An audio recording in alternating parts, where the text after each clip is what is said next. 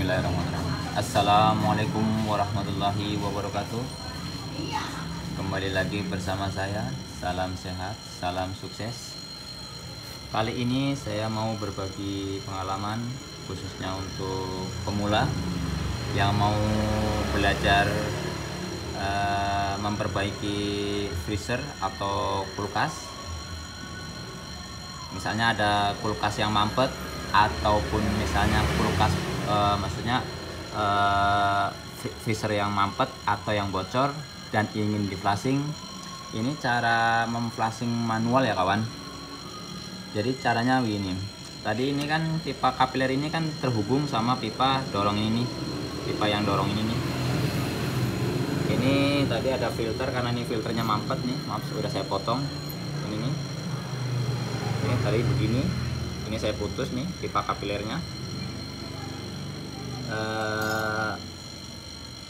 Ini mau di flashing menggunakan Tosen ya. Tosen ini cairan yang bisa ngelarutin oli nih. Nah, langsung kering kan. Kalau kita ini basahin langsung kering. Jadi nanti ketika Tosen masuk ke dalam pipa kapiler ini nih, ini disedot nih, nanti si oli-oli yang ada di dalam ini nih pipa kapiler ini nih bakal larut ya. Nah, untuk mengenai masalah pipa kapiler ini buntu atau tidak, nah ini caranya begini. Ini kompresor udah running ya, gitu. Kompresor ini udah running. Terus tadi juga sebenarnya udah sempat saya masukin, cuman saya lupa kalau saya ngambil gambar kan. Jadi ini saya ulang lagi sebenarnya. Dan kotorannya tadi udah saya sempet ini seperti ini. Ini kotorannya seperti ini tadi, sempat flashing yang pertama nih. Nah, ini caranya begini. Ini sama sebenarnya sama nih, cara yang ini sama yang ini sama aja nih. Jadi kita masukin pipa kapilernya ke dalam botol Tosen. Dilihat aja.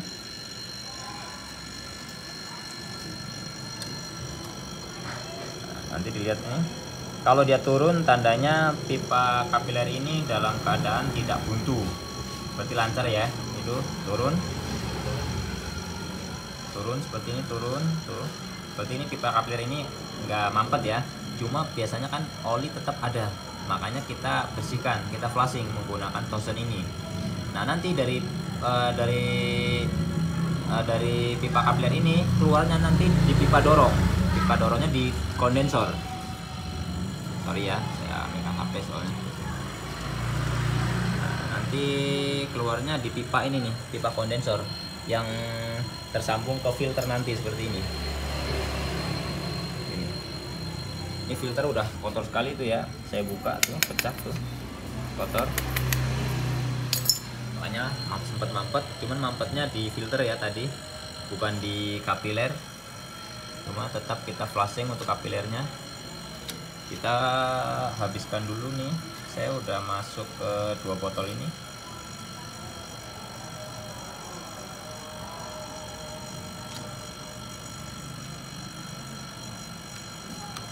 Nah, aman ya, habis.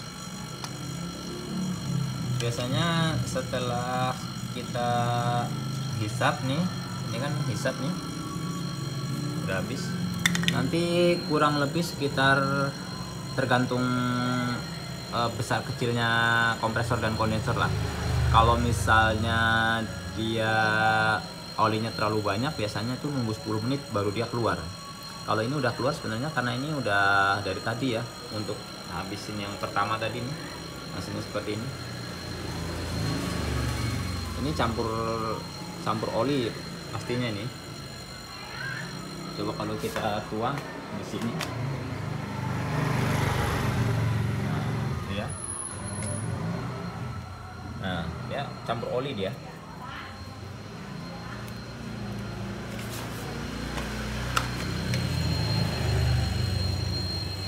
Ini dibiarkan dulu, yang di sini kita tutup ya. Yang untuk pengisian freonnya ini kita tutup nih, supaya ngisepnya dari sini. Ini kan pipa hisap, ini pipa dorong. Nah, jadi pipa hisap ini terhubung ke pipa kapiler. Jadi pipa kapiler ini menghisap, lari ke sini, baru keluarnya di pipa discharge ini ke kondensor, nanti keluarnya di sini.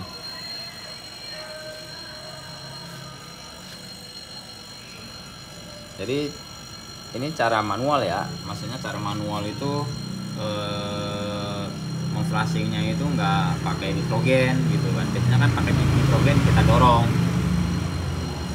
Kalau ini langsung dari kompresornya kita hisap. Ini aman ya, tosen ini, cairan ini aman. Ini aman, terkena masuk ke mesin juga aman ini, karena dia pas satu nguap juga memang direkomen juga. Ini dia. Ini keluar sebenarnya nih, ini campur oli dia. Nah, misalnya nanti nih, kalau misalnya dirasa dia udah mulai netes di sini, atau misalnya udah berjalan kurang lebih 10 menit setelah dihisap, coba kita di sini dibuka. Ini kita di sini dibuka supaya apa? Supaya dia untuk pengambilan anginnya itu lebih banyak. Nah, kita buka ya. Tuh.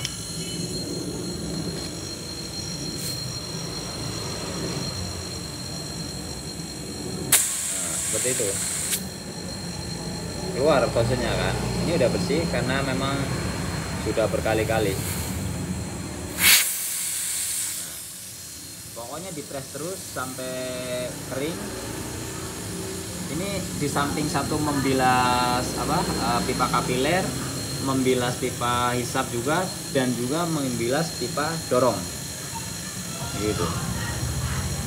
Jadi nggak satu persatu ya, maksudnya nggak pipa hisap, pipa dorong nggak. Jadi cukup satu kali ini aja nih, dimasukin dari pipa kapiler, ini keluarnya di sini udah terbilas semua dari pipa evaporator sampai pipa kondensor begitu kawan.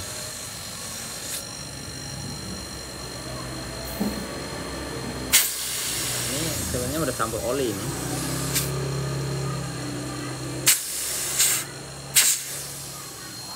Oke, kita tutup dulu.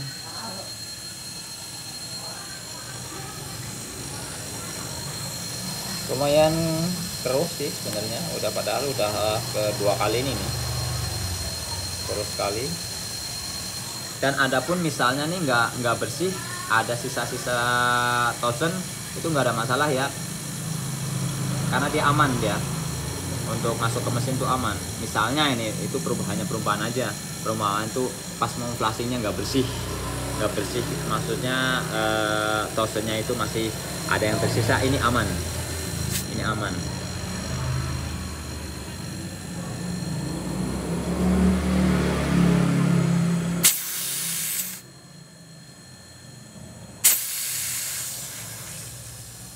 Ini freezer box dengan kapasitas kurang lebih 600 liter atau 580 dengan kapasitas kompresor setengah PK, ampere di sekitar 2,4 2,3.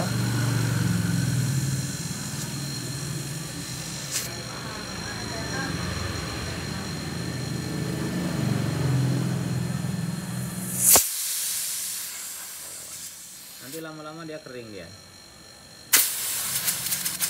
Pokoknya diusahakan pada saat dia memasukkan tosen ke dalam kapiler ini, ditunggu kurang lebih aja ya 10 menitan gitu. Baru ini dibuka nih. Ini tutup dulu. Gitu. Biar benar-benar si tosennya ini benar-benar larut ya. Habis ya. Nanti kalau udah nyampe pipa kondensor, tosennya udah habis ya, pipa suction ini keluar di pipa discharge ini, baru kita dorong dari sini. Cara flashingnya seperti itu.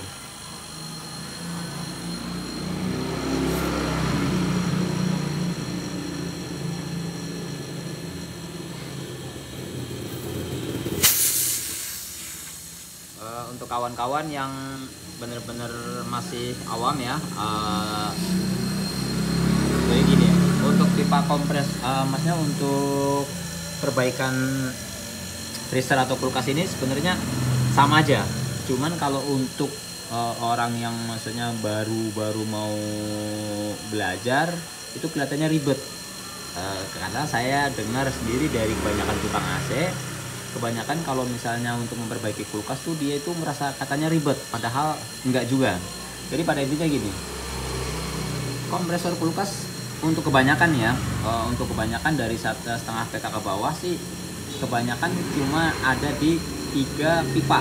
3 pipa tuh gini, 2 pipa dorong, 2 pipa hisap, ini pipa hisap, ini juga pipa hisap gitu kan. Nah, 1 pipa dorong.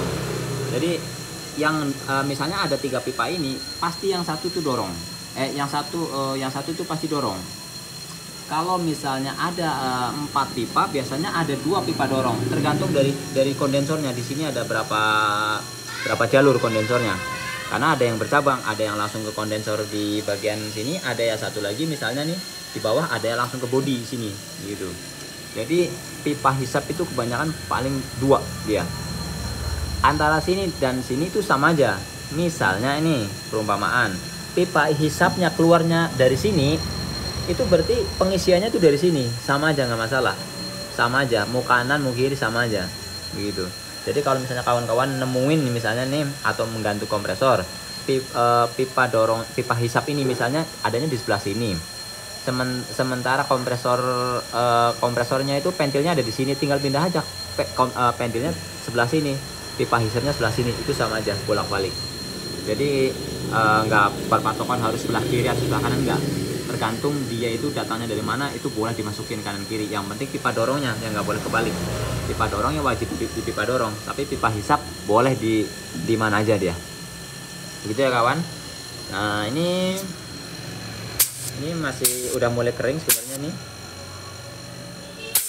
tapi tetap saya hisap lagi karena tadi yang terakhir masukinnya belum lama, biar dia keluar dulu di sini. Kalau dirasa nanti misalnya dimasukin 1 botol tosen ini terus dirasa olinya habis, cukup. Berarti kalau misalnya 1 tosen ini dimasukin habis, ternyata di sini masih ada oli gitu kan, pas pada saat keluar dia masih banyak oli, tinggal ditambahin lagi secukupnya sampai benar-benar dia bersih gitu ya kawan. Tosen ini murah, ini harganya sekitar 2.500. Saya selalu nyiapin ketika ada perbaikan kulkas selalu bawa tosen lebih, karena biarpun dia pekerjaannya cuma bocor, misalnya cuma ngelas, tetap saya flashing untuk pipa kapilernya daripada kita kerjaan bolak-balik. Karena pekerjaan rumitnya di bagian pengerjaan freezer atau kulkas ini di bagian kapiler, mampetnya itu sebenarnya tingkat kerumitannya. Yang lain sama aja. Oke kawan ya, cukup video dari saya, semoga bermanfaat. Wassalamualaikum warahmatullahi wabarakatuh.